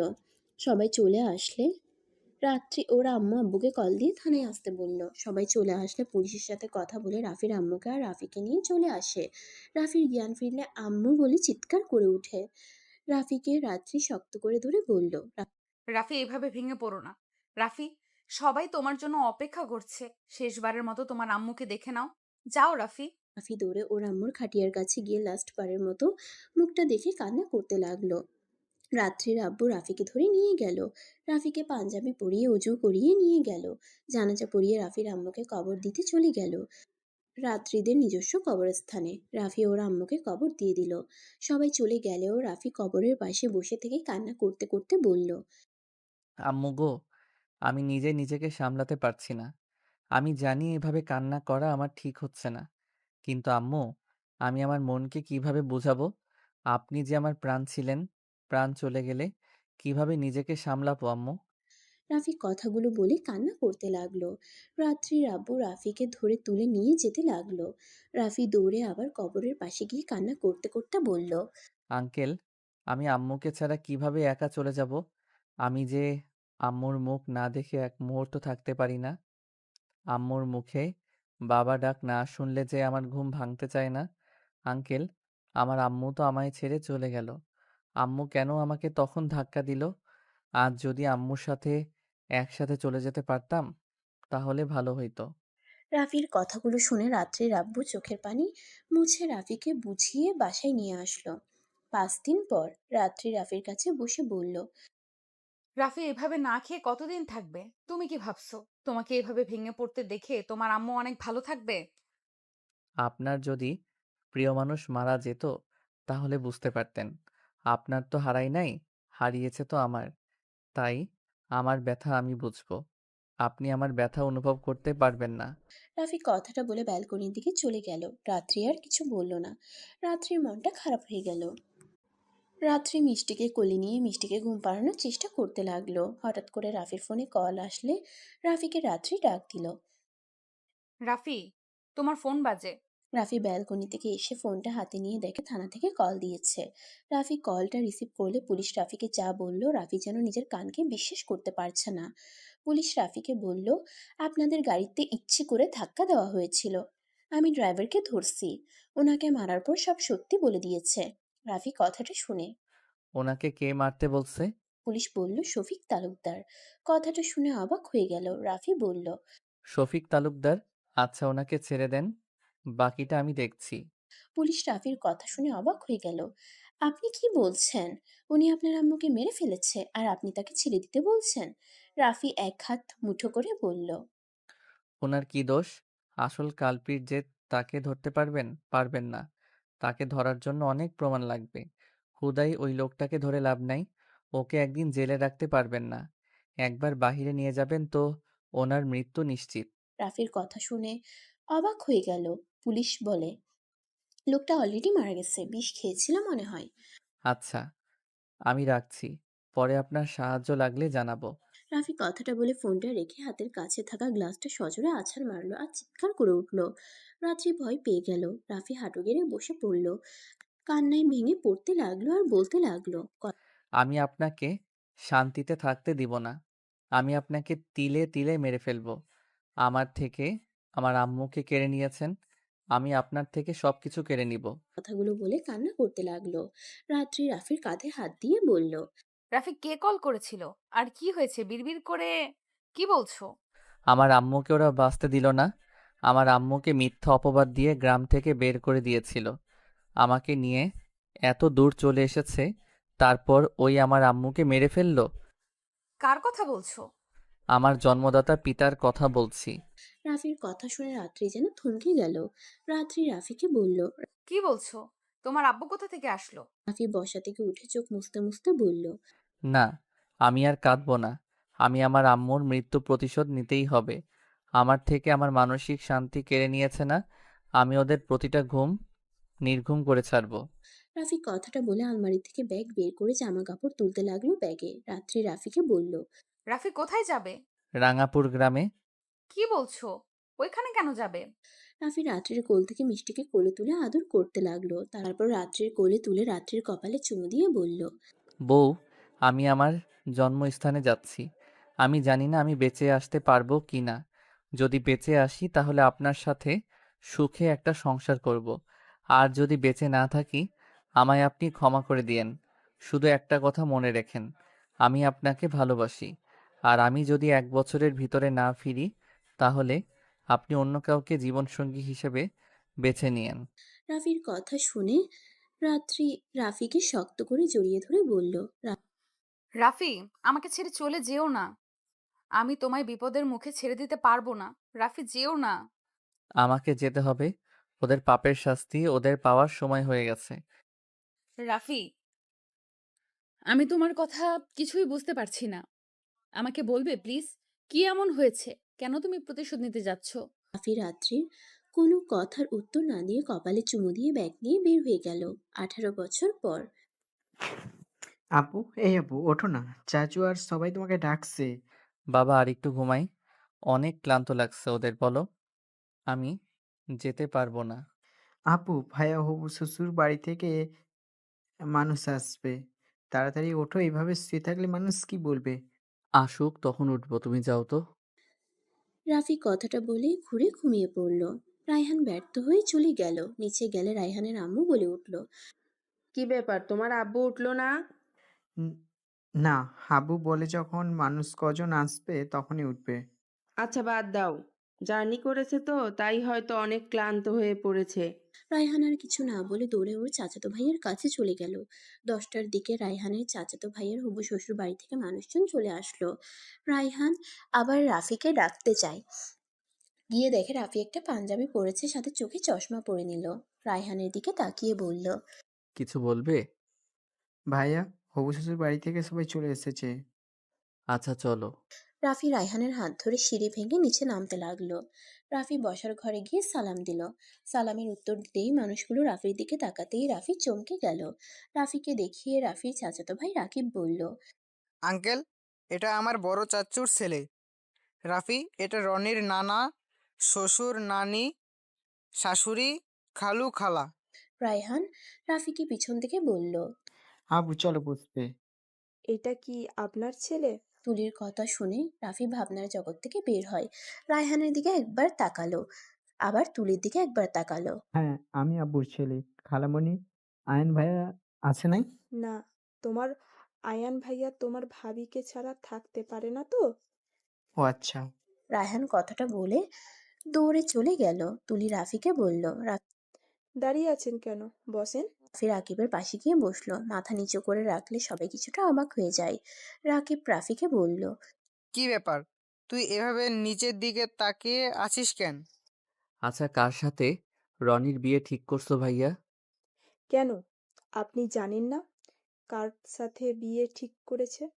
দুঃখিত বেয়ান, আসলে আমার ভাই তো দেশের বাইরে ছিল, তাই ওকে কিছু বলা হয় নাই। অনেক ব্যস্ত থাকি কাজ নিয়ে। গতকাল রাতে দেশে এসেছে। ও আচ্ছা, তো বেয়াই তো জানেন না কার সাথে বিয়ে ঠিক হয়েছে? জি বলেন। আমার একমাত্র ভাগ্নি তানিশা রহমান মিষ্টির সাথে বিয়ে ঠিক করতে এসেছি। তুলির মুখ থেকে কথাটা শুনে রাফি উঠে বসা থেকে উঠে বলল। না, এইটা বিয়ে হবে না। সবাই অবাক হয়ে গেল। রাকিব রাফিকে হাত টান দিয়ে বসিয়ে দিয়ে বলল, রাফি, কি বলছিস? না মানে, মিষ্টি মামুনির কি আমার ভাতিজাকে পছন্দ? দেখেন, মিষ্টি রাজি না হইলে এই বিয়ে কোনোভাবে হবে না। কেন? আমাদের মেয়ে রাজি হোক বা না হোক, ওতে আপনার কি? আমরা যা বলবো তাতেই ও রাজি হতে বাধ্য। কখনোই ওই বাধ্য না। ওই যার সাথে সারা জীবন সংসার করবে, আমার মনে হয় আগে ওদের একে অপরকে চেনা উচিত। তারপর যদি ভালো লাগে তাহলে বিয়ে করবে। বাহ! এটা কি আপনি বলছেন? হ্যাঁ, আমি বলছি। সমস্যা নাই। মিষ্টি রনিকে ভালোবাসে, আর রনিও মিষ্টিকে ভালোবাসে। তাই সব জেনে শুনে আমরা বিয়ের সিদ্ধান্ত নিয়েছি। আর আমি মনে করি মিষ্টিকে নিয়ে ভাবার জন্য আমরা আছি। অন্য কাউকে ভাবতে হবে না। আচ্ছা মিষ্টি, কোনো ছবি আছে? না মানে, আমারও তো দেখা দরকার। আমার ভাতিজার বউ কেমন দেখতে হয়েছে। সরি, মানে দেখতে। দুঃখিত। আমার মনে হয় বিয়ের পরে দেখা আপনার জন্য ভালো। রাফি কিছু বলতে যাবে, সাথে সাথে রাফির ফোনটা বেজে উঠল। রাফি অনুমতি নিয়ে কিছুটা দূরে গিয়ে কল রিসিভ করলো। কথা বলা শেষ করে সবার সামনে গিয়ে বলল, ভাইয়া, ওনাদের আপ্যায়ন কেন ভাইয়া ওনাদের আপ্যায়নে যেন কোনো কমতি যেন না থাকে। আর বিয়ের ডেট কবে দাও আমাকে বলো। আমি সময় মতো চলে আসবো। আমাকে আবার লন্ডন যেতে হবে। কি বলছিস? এই তো গতকাল আসলি আবার। হ্যাঁ, আচ্ছা আমি আসছি। আসসালামু আলাইকুম। রাফি কথাটা বলে রুমে চলে গেল। লাগেজ গুছিয়ে রেডি হয়ে নিল। ম্যানেজারকে দিয়ে ফ্লাইটের টিকিট কেটে নিল। তারপর লাগেজ নিয়ে সিঁড়ি ভেঙে নিচে আসলে রায়হানের আম্মু বলে উঠল, তুমি আবারও চলে যাচ্ছ? জি, রায়হানের খেয়াল রাখেন। রাফি কথাটা বলে সবার থেকে বিদায় নিয়ে চলে গেল। 2 মাস পর রনির মিষ্টির বিয়ে হয়ে যায়। রাফি নিজের কাজের চাপে আসতে পারে না। 3 মাস পর রাফি দেশে ব্যাক করে। এয়ারপোর্ট থেকে বের হয়ে গাড়িতে উঠে বাসায় চলে আসে। বাসার ভিতর নেমে পড়লো। লাগেজ নিয়ে সদর দরজায় নক করলে কাজের মেয়ে খুলে দিল। রাফির হাত থেকে লাগেজ নিয়ে যেতে লাগলো। আর একটা রাফি নিচে নিয়ে গেল। বসার ঘরে যেতেই রায়হান আব্বু বলে ডাক দিয়ে দৌড়ে এসে রাফিকে জড়িয়ে ধরলো। রাফি রায়হানকে কোলে তুলে নিয়ে আদর করতে বলল, সরি বাবা, দেরি করে আসতে হলো। আমার চকলেট দাও। সবার জন্য সব কিছু নিয়ে এসেছি। তোমার চকলেটও আছে। রায়হানকে কোল থেকে নামিয়ে দিয়ে লাগেজ নিয়ে সামনের দিকে এগিয়ে যত যেতে লাগলো বুকের ভিতরে তত ধুকপুক করতে লাগলো। আর কয়েক পা সামনে যেতেই রাফি থমকে গেল। রাফি অবাক দৃষ্টিতে রাত্রির দিকে তাকিয়ে দেখতে লাগলো। রাত্রি রাফির দিকে এগিয়ে আসতে যাবে, সাথে সাথে রায়হানের আম্মু এসে বলল, রাফি, তুমি চলে এসেছো। আসো, বেআইনের সাথে পরিচয় করিয়ে দেই। রাফির হাত ধরে কাছে নিয়ে যেতেই রাত্রির চোখে পানি টলমল করতে লাগলো। নিজেকে সামলিয়ে নিয়ে বলল, ওয়ালাইকুম আসসালাম। ওয়ালাইকুম আসসালাম। কেমন আছেন? জি আলহামদুলিল্লাহ, ভালো আছি। আপনি কেমন আছেন? আপনি ভালো আছেন না দেখে বোঝা যাচ্ছে। আপনি অনেক ভালো আছেন বউ বাচ্চা নিয়ে। বেইমানরা তো চমৎকার মানুষ। রনি, মিষ্টি মামুনি কোথায়? আর বলো না, বৌমা রান্নাঘরে গেছে। কেন? আমাদের সবার জন্য চা বানাতে গেছে। কি? ওইটুকু মেয়েকে দিয়ে চা বানাতে কে বলছে? এখনই মিষ্টি মামুনিকে রান্নাঘর থেকে আসতে বলো। রাফির কথা শুনে সবাই আঁতকে উঠল। রায়হানের আম্মু দৌড়ে গিয়ে মিষ্টিকে রান্নাঘর থেকে নিয়ে এসেছে। রাফির সামনে দাঁড় করালে মিষ্টি ভয়ে কাঁপতে লাগলো। রাফি মিষ্টিকে দেখে ওর চোখের পানি যেন আর ধরে রাখতে পারলো না। মিষ্টিকে সোজা শক্ত করে জড়িয়ে ধরলো। এটা দেখে সবাই অবাক হয়ে গেল। রাফি মিষ্টির সারা মুখে চুমু দিতে লাগলো। মিষ্টি রেগে ধাক্কা দিয়ে রাফিকে সরিয়ে দিয়ে বলল, দেখেন, আপনি আমার চাচা শ্বশুর, তাই লিমিটের ভিতরে থাকেন। আমি আপনার ভাতিজার স্ত্রী, আমার সাথে একদম বাজে আচরণ করতে আসবেন না। আমি কিন্তু অন্য মেয়েদের মতো না। অন্যায় দেখলে প্রতিবাদ না করে চলে যাব। মিষ্টির কথা শুনে রনি রেগে গেল। রনি মিষ্টির গায়ে হাত তুলতে যাবে, সাথে সাথে রাফি রনির হাত ধরে রাগী লোক নিয়ে বলল, একদম মিষ্টির গায়ে হাত তুলবে না, তাহলে খুব খারাপ হয়ে যাবে। মিষ্টি আম্মু, তুমি বলতে থাকো। তোমার কথা শুনতে অনেক ভালো লাগছে। রাফির কথা শুনে সবাই যেন হাঁ হয়ে গেল। মিষ্টির রাগের লোক নিয়ে বলল, উনি আমার স্বামী, আমার গায়ে হাত তুলতেই পারে। আপনি ওনাকে শাসন করার কে? মিষ্টির কথা শুনে রাফির অনেক হাসি পেতে লাগলো। রাফি হাসতে হাসতে বলল, মাশাল্লাহ, আমি নিশ্চিত তুলি আপু এইসব শিক্ষা দিয়েছে। তুলি আপু ছাড়া এমন কঠোর কেউ নাই ওই ফ্যামিলিতে। ভাগ্যিস তোমার আম্মুর মতো হও নাই। খুব ভালো আম্মুটা সবসময় এভাবে অন্যায়ের প্রতিবাদ করবে। রনি, তোমার চাচু কি পাগল নাকি? আমি এত অপমান করলাম, উল্টো উনি হাসতেছে। আর এইসব কি বলে? স্টপ মিষ্টি, তোমার লিমিটের ভেতরে থাকো। ভুলে যেও না তুমি এই বাড়ির নতুন বউ। এইভাবে কথা বলার শিক্ষা আমি তোমায় দেই নাই। আর উনি তোমার বাবার বয়সের। উনি তোমায় ভালো মনে জড়িয়ে ধরেছে। এখানে ভুলের কিছু তো আমি দেখছি না। উফ, আমার মেয়েকে বকা দিবেন না তো। রাফির কথা শুনে সবাই অবাক হয়ে তাকাতেই রাফি কথা ঘুরিয়ে বলল, আরে, সবাই এভাবে তাকিয়ে আছো কেন? মিষ্টি তো আমার মেয়ের মতো। আচ্ছা শুনো, এই লাগেজটা তোমার, এখানে তোমার বিয়ে গিফট আছে। আর হ্যাঁ, সবাই একটা কথা বলি, কান খুলে শুনে নাও। মিষ্টি এই বাড়িতে যা বলবে তাই শুনবে। সবাই ওকে ওর মতো থাকতে দিবে। কেউ কখনোই ওর মনের বিরুদ্ধে কাজ করাবে না। আচ্ছা, সবাই শুনবে। তুমি যাও, ফ্রেশ হয়ে নাও। রাফি কাজের বুয়ার হাত থেকে লাগেজ নিয়ে চকলেট খেলনার জিনিসপত্র বের করতেই রায়হানের হাতে দিবে তখনই সিঁড়ির উপর থেকে কেউ বলে উঠল, আম্মু তোমার ফোনটা দাও, আমি একটু গেম খেলবো, এখানে একা ভালো লাগছে না তো। রায়হান তো আমার সাথে খেলে না। রাত্রি আয়ানের দিকে তাকিয়ে বলল, তোমার রায়হানের আব্বু এসেছে, তাই তোমার সাথে খেলতে পারছে না। তুমি এক কাজ করো, তুমি আপুর ব্যাগ থেকে বই নিয়ে পড়ো। রাফি অবাক হয়ে গেল। আয়ান রাত্রির কথা শুনে চলে গেল। রাফি রাত্রির দিকে তাকিয়ে বলল, এই ছেলেটা কে? আরে আপু, তুমি আয়ান ভাইয়াকে চেনো না? আয়ান ভাই তো ভাবির ছোট ভাই। রাত্রি অবাক রাফি অবাক হয়ে রাত্রির দিকে তাকিয়ে বলল, আপনি বিয়ে করেছেন, আর বিয়ে করলে আপনার এত বড় বাচ্চা কিভাবে আসে? এই ছেলেটা রায়হানের বড় হইলে তো আপনার সন্তান হওয়ার কথা না? আপনি কি দত্তক নিয়েছেন নাকি? কি যাতা বলছেন! আয়ান আমার মায়ের পেটের ভাই। আয়ানকে কোনো দত্তক নেয় নাই। আয়ান আমার পেটের সন্তান। ওর বাবা, ওর বাবাও আমি, ওর মাও আমি। ঠিক বুঝতে পারলাম না। মিষ্টি আয়ানের বয়স কত? ওর তোমার কয় বছরের ছোট? আয়ান আমার 3 বছরের ছোট। আর আপনি আমার আম্মুকে কি বলতে চাচ্ছেন? দেখেন, আপনার কোনো অধিকার নাই আমার আম্মুর সাথে এভাবে কথা বলার। রাফি, তুই এটা কোন ধরনের কথা বলছিস? তুই কি অফিসের কাজ করে করে পাগল হয়ে যাচ্ছিস নাকি? প্লিজ, তোমরা চুপ করবে? আমি ঠিক বুঝতে পারছি না। আমাকে প্লিজ বলবেন, আয়ান কার সন্তান? উফ, আপনার সমস্যা কি? আমি অবৈধ কাজ করছিলাম, সেইখান থেকে ওই এসেছে। আর কিছু বলবেন? প্লিজ বাজে কথা বলবেন না। আপনি ওকে নিশ্চয়ই দত্তক নিয়ে এসেছেন। না, আমি আয়ানের জন্মদাত্রী মা। আয়ান আমার দ্বিতীয় স্বামীর ভালোবাসার চিহ্ন। প্লিজ, আর আমার মুখ খুলাবেন না।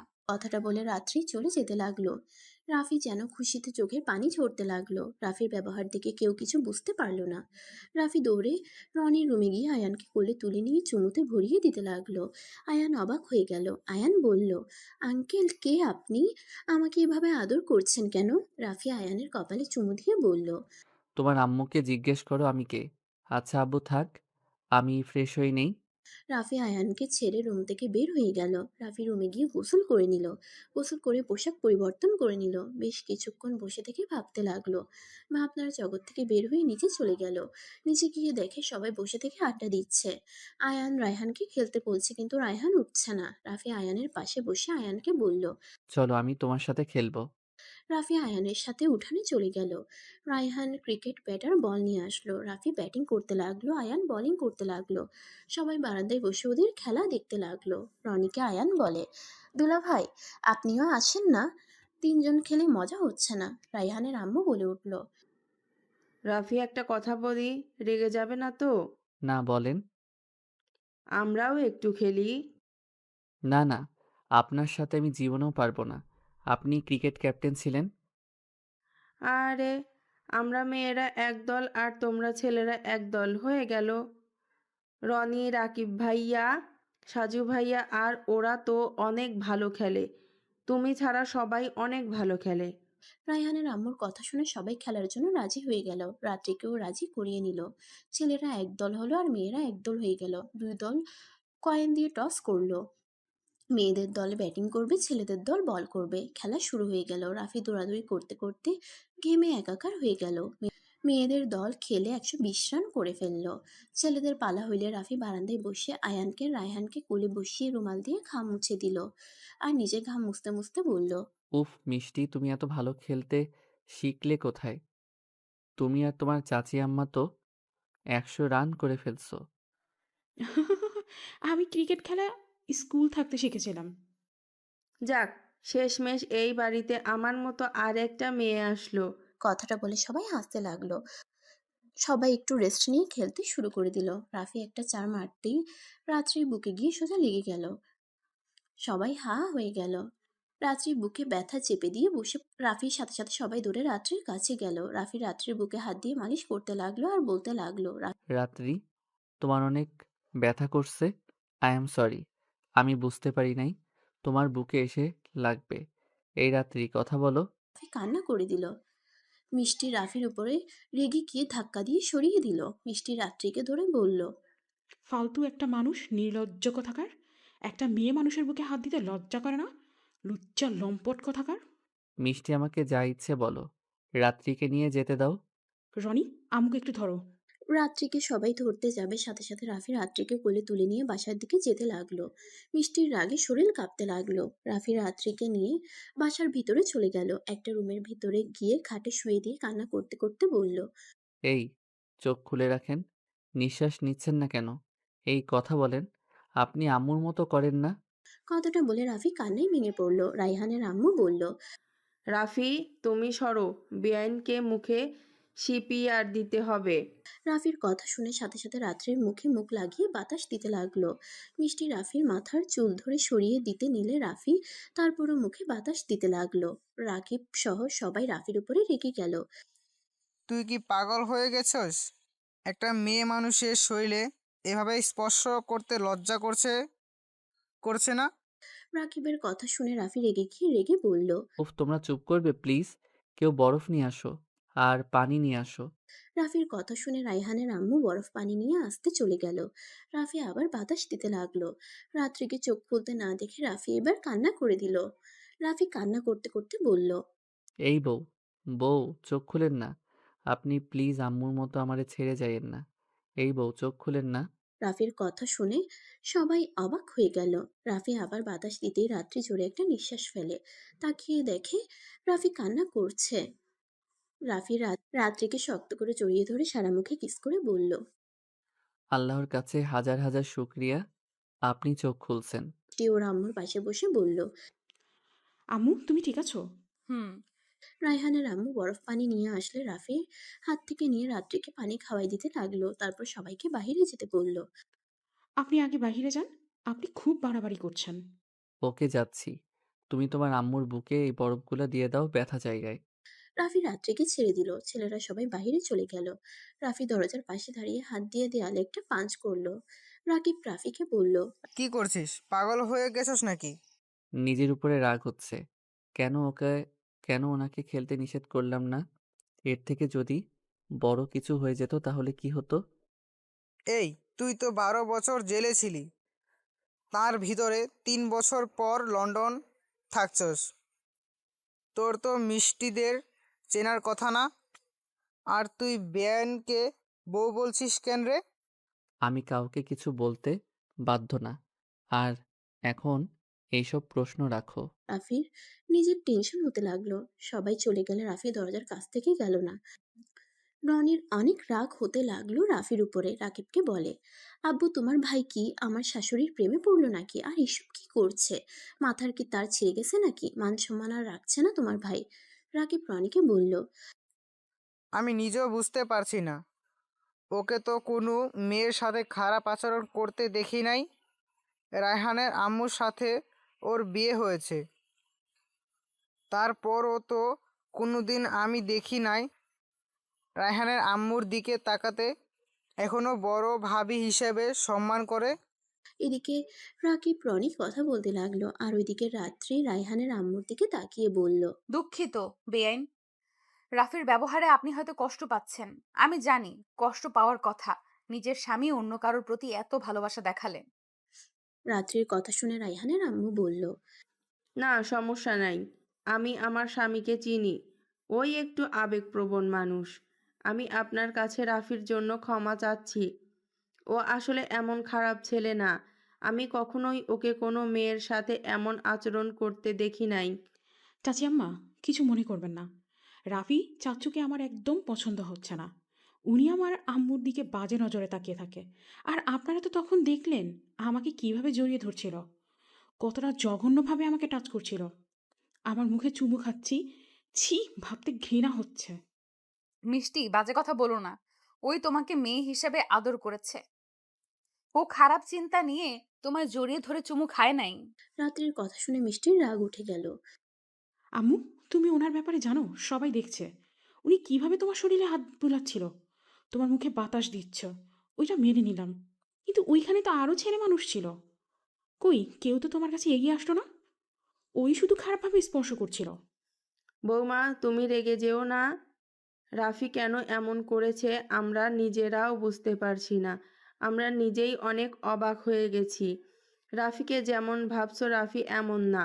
ওই এখানে এখনো দরজার পাশে দাঁড়িয়ে ফুচ্ছি দিচ্ছে, দেখার চেষ্টা করছে। মিষ্টির কথা শুনে সবাই দরজার দিকে তাকাতেই দরজার পর্দার নিচ দিয়ে রাফির পা দেখা গেল। রায়হানের আম্মু রাগ হলো। রায়হানের আম্মু বলল। রাফি, রাফির সাথে সাথে ভিতরে ঢুকে বলল। জি। তুমি এখানে কি করছো? সবাই চলে গেছে আর তুমি এখানে দাঁড়িয়ে আছো? না মানে, বেআইনির এখন কি অবস্থা? আমি কি ডাক্তারকে ডেকে নিয়ে আসবো? আমি ঠিক আছি। আর আমি মনে করি আমার আশেপাশে আপনি না আসলে খুশি হব। আর আমাকে নিয়ে ভাবার কোনো মানেই হয় না। নিজের স্ত্রী সন্তানকে নিয়ে ভাবেন। আর আপনি তো ইসলামিক মাইন্ডের মানুষ। তাহলে পরনারীর দিকে তো আগ্রহ দেখাচ্ছেন কেন? প্লিজ দয়া করে আমার আশেপাশে আসবেন না। রায়হান আমার নিজের সন্তান না, আর রায়হানের আম্মু আমার স্ত্রী না। রাফির কথা শুনে রায়হানের আম্মুর খারাপ লাগলো। রাত্রিকে এসব বলাতে রাফির কথা শুনে সবাই অবাক হয়ে গেল। রাফির দিকে তাকালো। রাত্রি রেগে গিয়ে বলল। ছি, নিজের স্ত্রী সন্তানকে অস্বীকার করতে লজ্জা করছে না? আমার আম্মু, আপনার আম্মু আপনাকে এইসব শিখাইছে? আমি সত্যি কথা বলছি, আর আমি মিথ্যা বলি না। আপনি ভালো করে জানেন, আর মিথ্যা বলেও আমি আপনাকে কখনোই মিথ্যা বলতে পারবো না। আপনি এটা তো বিশ্বাস করেন নাকি? বিশ্বাস? হুঁ, তাও তোমার উপরে? তোমার মনে হয় তোমাকে আমি আর বিশ্বাস করব? তুমি তো আমার কাছে মৃত। রাফি কথাটা শুনে মাথা নিচু করে ফেলল। রায়হানের আম্মু বলল। আপনারা কি একে অপরকে আগে থেকে চিনেন? হ্যাঁ, আম্মু তোমার কি একে অপরকে আগে থেকেই চিনতে? হ্যাঁ, খুব ভালো করে চিনতাম। কিন্তু এখন আমি তাকে চিনি না। সেই আমার জন্য মৃত, কারণ সেই 17 বছর আগে মারা গেছে। আমাকে কি আপনি কথা বলার সুযোগ দিবেন? রাত্রি রেগে গেল। রাত্রি চিৎকার করে বলল। মৃত মানুষের কথা কে শোনে? মিষ্টি, আমার লাগেজটা গুছিয়ে দাও। আমি ঢাকায় চলে যাব। আমি আর এক মুহূর্ত এখানে থাকবো না। আয়ান কোথায়? ওকে ডেকে বলো, আমরা বাসায় যাব। আয়ান কোথাও যাবে না। এইটা ওর বাড়ি। ও কেন এখান থেকে যাবে? মানে কি, আয়নের বাড়ি এটা হবে কেন? এই, আপনারা প্লিজ বলবেন এখানে হচ্ছেটা কি? মিষ্টি, আম্মু, তোমার আম্মুকে বলো আমার কথা শুনে তারপর যা বলবে আমি তাই শুনবো। শুধু আমাকে একবার কথা বলতে দিতে বলো। মিষ্টি, বলে দে, মৃত মানুষের কথা আমি শুনি না। রাফির রাগ হতে লাগলো। রাফির রাগের লোক নিয়ে তাকিয়ে বলল।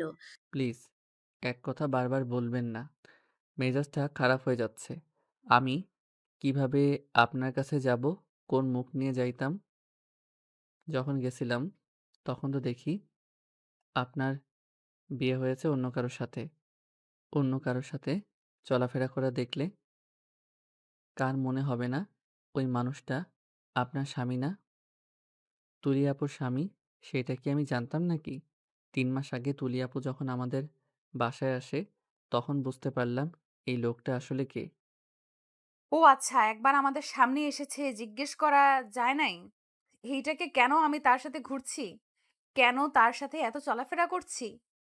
আমি ভেবেছিলাম আপনি যখন সুখে আছেন সেখানে আমি আর আপনার সামনে গিয়ে কষ্ট দেওয়ার কোনো মানে হয় না। তুমি তো অনেক ভালো মানুষ। খুব ভালো করেছো। 6 বছর আগে তুমি আমার সাথে দেখা করতে গেছিলে, কিন্তু 18 বছরের ভেতরে 12 বছর কোথায় ছিলে? জেলে। রাফির কথা শুনে রাত্রি চমকে গেল। মিষ্টি অবাক দৃষ্টিতে তাকিয়ে থাকলো। রাত্রি বলে উঠল। জেলে মানে? কি বলছো এসব?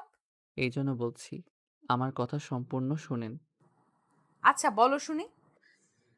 রাফি রাত্রিকে বলতে লাগলো। আমার বাবা মায়ের আমি দ্বিতীয়তম সন্তান। আমার বড় ভাই আছে। আমি আর ভাইয়া যমজ। আমার ভাই এখন কোমাই থেকে বের হয়ে হসপিটালে আছে। আর রায়হান আমার বড় ভাইয়ের ছেলে। আচ্ছা, বুঝলাম। তার মানে উনি তোমার স্ত্রী না? হুম, উনি আমার স্ত্রী না। ওনার সাথে আমার বড় ভাইয়ের বিয়ে হয়েছে। কিন্তু এইটা কেউ জানে না। রায়হান যখন পেটে তখনই গ্রামের মানুষ ক্ষেপে যায়। রায়হানের আম্মুকে রায়হানের নানির বাড়ি সবাইকে গ্রামছাড়া করতে নিয়েছিল। তখনই আমি ওইখানে গিয়েছিলাম ভাইয়ার কথা মতো। পরে ওরা সবাই জোর করে আমাদের বিয়ে দিয়ে দেয়। সেখান থেকে উনি আমার স্ত্রী হিসেবে আছে। হুম, বুঝলাম। বাট এর সাথে জেলে যাওয়ার সম্পর্ক কি? আমি ভাইয়াকে সাথে নিয়ে আমার সৎমাকে খুন করেছি। রাফির কথা শুনে এক চমকে গেল। রাফির দিকে অবাক দৃষ্টিতে তাকিয়ে বলে, কি যা তা বলছো? তুমি খুন করেছো মানে? হ্যাঁ, আমি আর ওনাকে মেরে ফেলছি। শুধু ওনাকে না, ওনার বড় ভাইকেও মেরে ফেলছি। আমাদের মায়ের প্রতিশোধ নিয়েছি। আমার মাথার উপর দিয়ে যাচ্ছে। আমাকে একটু বুঝিয়ে বলবে? বোঝাতে গেলে প্রথম থেকে বলতে হবে। আমার আম্মু এই গ্রামে একজন কৃষকের মেয়ে ছিল, আর আম্মু একজন শিক্ষিকা ছিল এখানকার প্রাইমারি স্কুলের। আব্বু আম্মুকে প্রথম দেখাতে ভালোবেসে ফেলে, অথচ আব্বু বিবাহিত ছিল। আব্বুর ছেলে সন্তানের দরকার ছিল, কিন্তু আমার সৎ আম্মুদের সবার শুধু মেয়ে হয়েছে। তাই আব্বু আরেকটা বিয়ে করার জন্য পাত্রী খুঁজছিল। তখন আম্মুকে দেখে পছন্দ করার কারণে নানুর কাছে বিয়ের প্রস্তাব পাঠায়। কথাটুকু বলে রাফি এক গ্লাস পানি খেয়ে নিয়ে বলল, আমার আম্মু রাজি না থাকায় আব্বু নানুকে মোটা অঙ্কের টাকা দিয়ে জোর করে আম্মুকে বিয়ে করে। আব্বু আবার আমার আম্মুকে সব বউদের থেকে বেশি ভালোবাসতো।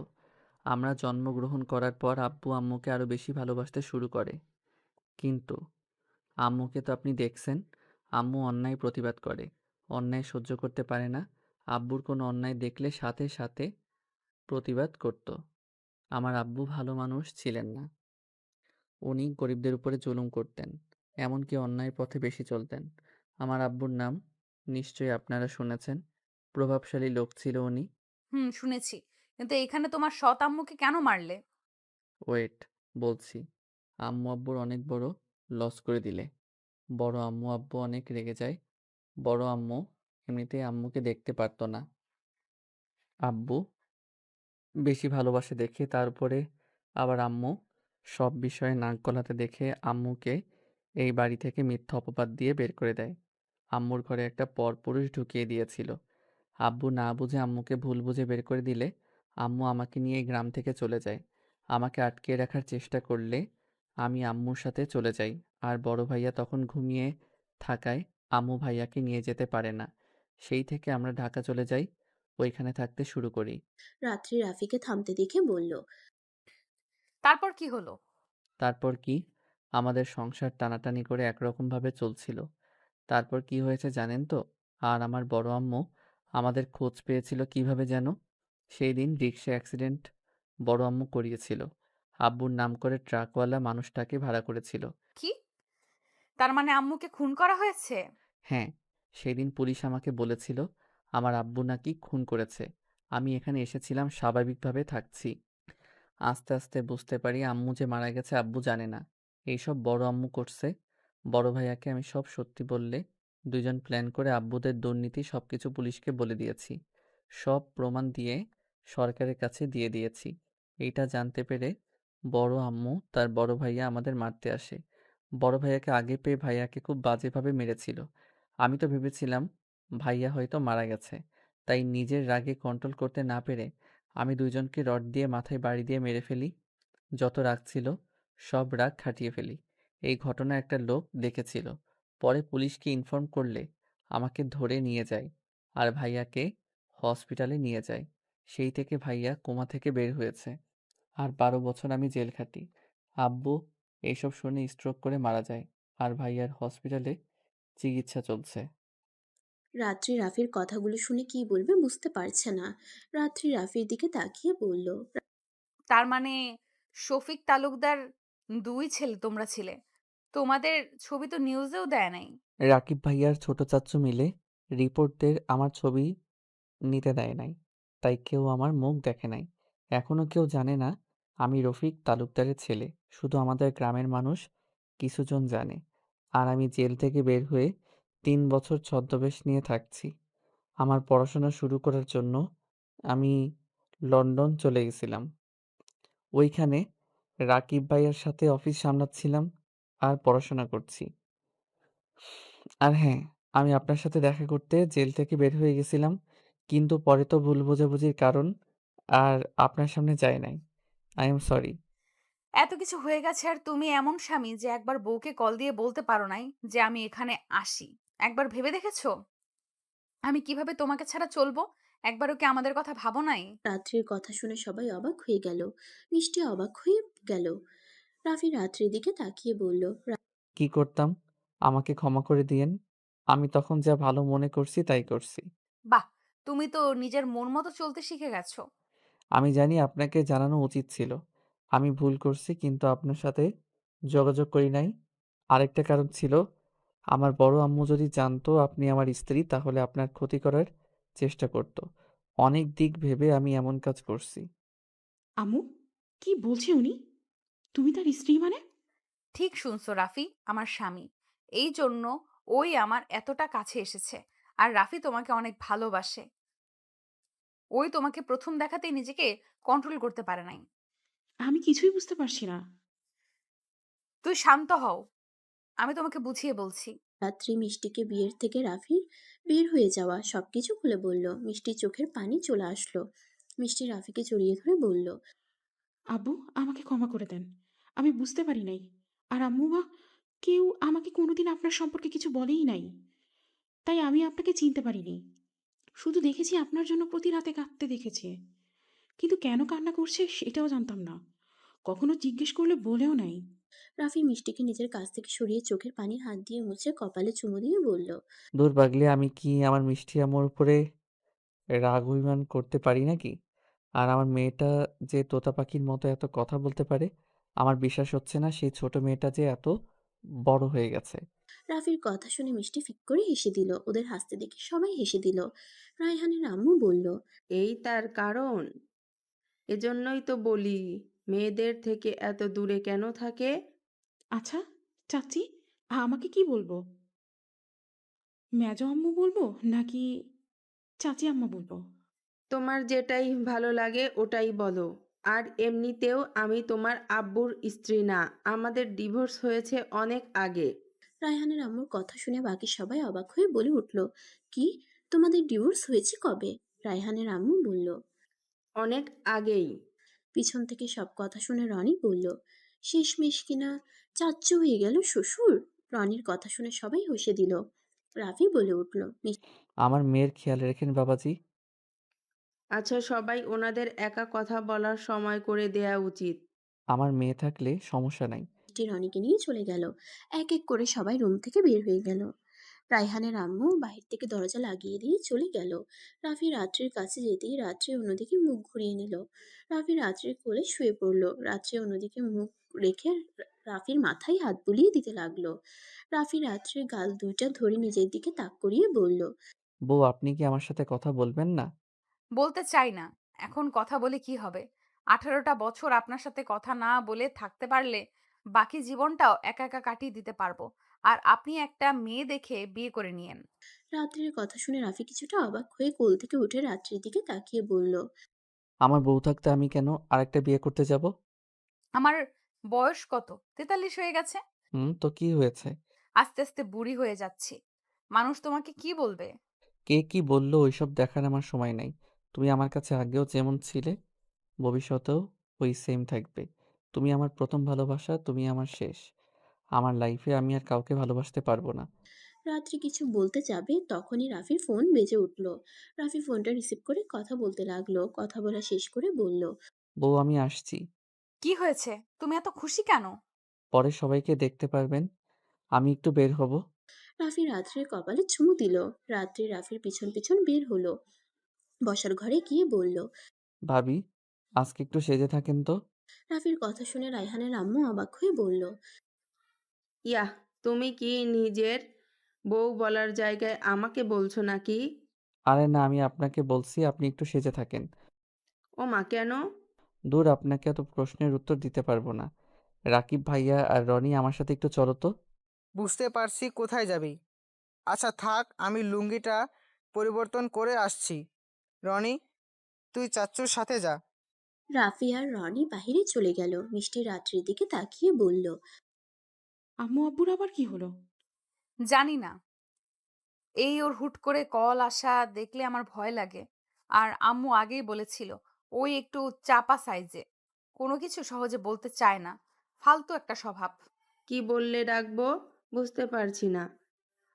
কিন্তু আসলে রাফি এমন না, ওদের ভাইরা এমন। আমাকে তুমি ভাবিও বলতে পারো, আপুও বলতে পারো। আম্মু, আয়ানের কাছে যাও তো। ও ভয় পেয়ে আছে। রাত্রি মিষ্টির কথা শুনে চলে গেল। সন্ধ্যায় রাফিরা ফিরে আসলো, দরজায় নক করলে কাজের মেয়ে দরজা খুলে দিল।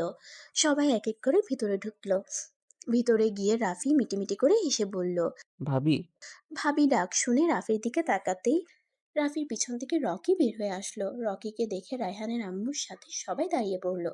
রায়হানের আম্মু কয়েক পা পিছিয়ে গেল, খুশিতে দৌড়ে এসে রকিকে জড়িয়ে ধরলো। রকি রায়হানের আম্মুকে জড়িয়ে ধরে কান্না করে দিল, কপালে চুমু দিয়ে রায়হানের আম্মুকে শান্ত করতে লাগলো। রায়হানের আম্মু বলল, আমার বিশ্বাস হচ্ছে না তুমি হাঁটতে পারছো। আমার সামনে তুমি দাঁড়িয়ে আছো। ভাবি ভাইয়াকে রুমে নিয়ে যান।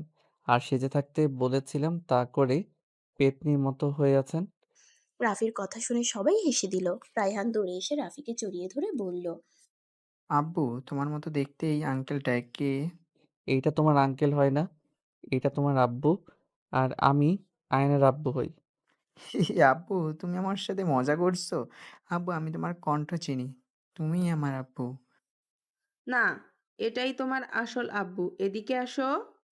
রকি রায়হানকে কোলে তুলে নিলে রায়হান অবাক হয়ে যায়। রায়হান বলে, কই আম্মু, ওনার শরীর থেকে তো আব্বুর কোনো ঘ্রাণ পাচ্ছি না। উফ, আঙ্কেল আমাকে নামিয়ে দেন। আব্বু, তুমি আমার সাথে মজা করবে না, এমনিতেই আমি অনেক রেগে আছি। ভাবি, আম্মু আয়ান ভাইয়াকে বলেছিল তুমি নাকি আয়ান ভাইয়ার আব্বু। আচ্ছা শোনো, আমি তোমার আব্বু কিন্তু আমার সাথে ওই আঙ্কেলটা তোমার বড় আব্বু। আর তুমি আমার যেমন ছেলে তেমন আয়ানও আমার ছেলে। ও আচ্ছা, তাই। রকি রায়হানের সাথে কথা বলতে লাগলো। রাফি আয়ানের দিকে তাকিয়ে বলল, কি ব্যাপার, আমার আব্বুটা এখানে দাঁড়িয়ে আছো কেন? আয়ান রাফির কাছে এসে শক্ত করে জড়িয়ে ধরে বলল, আব্বু, আপনি আমাদের রেখে এখানে কেন এসেছেন? আপনি জানেন আমি আপনাকে কত মিস করছি। রাফি আয়ানকে পাজা কোলে নিয়ে বলল। আর কখনই ছেড়ে যাব না। রকি রায়হানকে কোল থেকে নামিয়ে এক এক করে সবার সাথে পরিচয় হয়ে নিল। সবার সাথে কথা বলে যার যার রুমে চলে গেল। আয়ান আর রায়হান ওরা নিজেদের রুমে চলে গেল। রাফি দরজার আড়ালে দাঁড়িয়ে থাকলো। রাত্রি রুমের ভিতরে ঢুকলে রাফি আস্তে আস্তে পিছন থেকে রাত্রিকে জড়িয়ে ধরলে রাত্রি হাসি দিল। রাফি ভ্রুকুচকে তাকিয়ে বলল, ভয় পাওয়া বাদ দিয়ে হাসেন কেন? আমি জানি আমার দুষ্টু বরটা ছাড়া কেউ আমায় জড়িয়ে ধরার সাহস পাবে না। ধ্যাত। রাফি গম্ভীর মুখ করে খাটে বসে পড়ল। রাত্রি রাফির দিকে তাকিয়ে রাফির কাছে গিয়ে রাফির কোলে বসে বলল, আমার বাবুটা কি অভিমান করেছে? রাত্রির সাথে সাথে রাফির মাথার পিছনে ধরে ঠোঁটের সাথে ঠোঁট বসিয়ে দিল। রাফি মুচকি হেসে দিল। সমাপ্ত।